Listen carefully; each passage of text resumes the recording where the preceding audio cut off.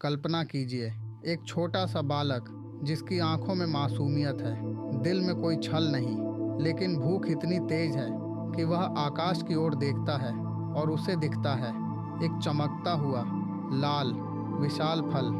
वह मुस्कुराता है और फिर ऐसा निर्णय लेता है जो पूरे ब्रह्मांड को हिला देता है। क्या होगा जब एक बालक सूर्य को ही खाने की कोशिश करे? आज की इस कथा में आप देखेंगे बाल हनुमान की वो लीला जिसने देवताओं तक को भयभीत कर दिया।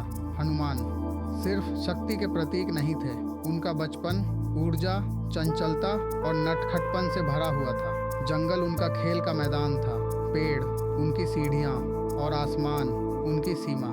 कभी वे बंदरों के साथ उछल कूद करते, कभी पक्षियों के पीछे भागते, तो कभी अपनी ही शक्ति से अनजान होकर कुछ ऐसा कर बैठते जो दूसरों के लिए असंभव था।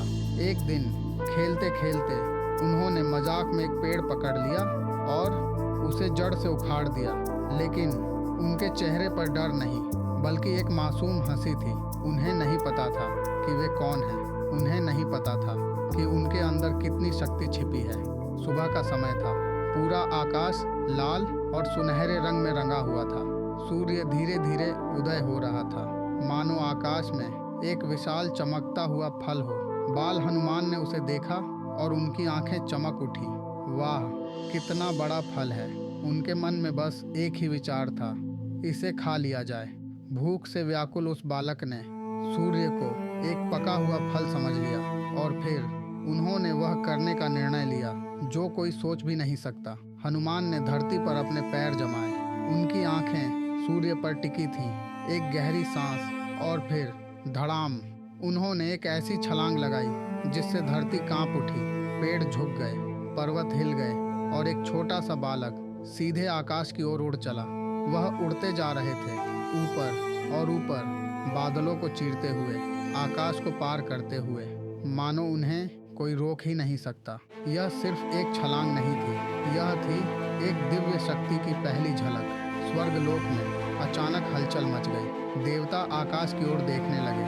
इंद्रदेव ने चिंता से कहा, यह कौन बालक है जो सीधे सूर्य की ओर बढ़ रहा है? अग्निदेव, यदि यह सूर्य तक पहुंच गया तो सृष्टि का संतुलन बिगड़ जाएगा। सभी देवता चिंतित थे क्योंकि वे जानते थे यह कोई साधारण बालक नहीं है, लेकिन अगर इसे रोका नहीं गया तो परिणाम भयानक हो सकते हैं। हनुमान अब सूर्य के बहुत करीब पहुंच चुके थे, उनके हाथ बस कुछ ही दूरी पर थे। तभी इंद्र ने निर्णय लिया, उन्होंने अपना वज्र उठाया और पूरी शक्ति से हनुमान की ओर फेंक दिया। वज्र सीधा जाकर हनुमान को लगा। एक पल में आकाश की गति रुक गई, हनुमान का छोटा सा शरीर नीचे गिरने लगा। धीरे धीरे वह धरती की ओर गिरते गए और फिर भयानक टक्कर के साथ जमीन पर आ गिरे। पूरा वातावरण शांत हो गया, जंगल भी जैसे सन्नाटे में डूब गया। हनुमान जमीन पर पड़े थे, बेहोश, निर्जीव से। एक मासूम बालक जिसका कोई गलत इरादा नहीं था, जिसने सिर्फ भूख में एक फल समझकर सूर्य को पकड़ना चाहा, उसे इतनी कठोर सजा मिली। तभी वहां प्रकट हुए पवन देव। उन्होंने अपने पुत्र को देखा, घायल, निष्प्राण, और फिर उनका क्रोध फूट पड़ा। पवन देव क्रोधित हो गए और बोले, यदि मेरे पुत्र को कुछ हुआ तो मैं इस सृष्टि की सारी वायु रोक दूंगा। और अगले ही पल पूरी दुनिया में हवा रुक गई, लोग तड़पने लगे, जीव जंतु बेचैन हो गए, देवता घबरा उठे क्योंकि बिना वायु के जीवन संभव नहीं था। अब सभी देवता एकत्र हुए। ब्रह्मा बोले, इस बालक को जीवनदान दिया जाए। उनके स्पर्श से हनुमान की आंखें खुली और फिर एक एक करके देवताओं ने उन्हें वरदान दिए। ब्रह्मा, कोई अस्त्र शस्त्र तुम्हें हानि नहीं पहुंचा सकता। इंद्र, मेरा वज्र भी अब तुम पर असर नहीं करेगा। अग्नि तुम्हें कभी नहीं जला सकेगी। वरुण, जल में तुम अजेय रहोगे। शिव, तुम्हें असीम शक्ति और अद्भुत भक्ति प्राप्त होगी। उस दिन एक बालक नहीं बल्कि एक महावीर का जन्म हुआ। हनुमान फिर से अपने बचपन में लौट आए, मुस्कुराते हुए, खेलते हुए, लेकिन उनकी यही शक्ति धीरे धीरे एक समस्या बन गई। एक दिन कुछ ऋषियों ने उनकी शरारतें देखी और फिर एक ऐसा श्राप दिया जिसने हनुमान की सारी शक्तियों को उनसे छीन लिया।